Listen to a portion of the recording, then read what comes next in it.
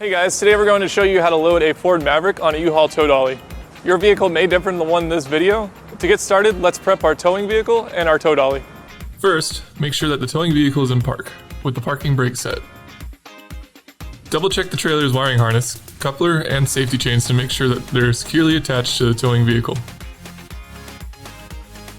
Fully extend both ramps at the rear of the dolly. Free the tire straps from the ratchets and lay them flat on the ramps. Next, fold the ratchet handle down. Then repeat on the other side. Center the vehicle to be loaded behind the car dolly.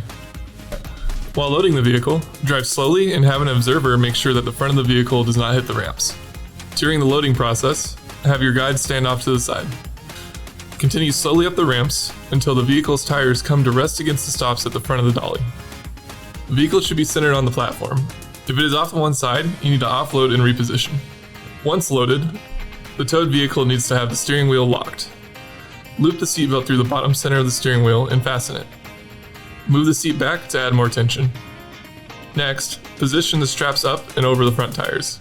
Make sure that they are centered over the tire. Move each strap ratchet left or right to align with the center of the tire. Route the strap through the slot on the ratchet spool, making sure at least 6 inches of the strap passes through the spool. Tighten the ratchet, folding the handle down when done.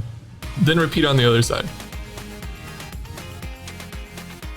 Finish securing the vehicle by fastening the security chains to the frame or other structural member of the vehicle.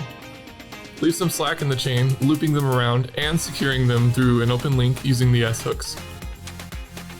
Then repeat on the other side. Secure the tow ramps by lifting them and sliding them back into the car dolly until the latch pins re-engage. Then repeat on the other side.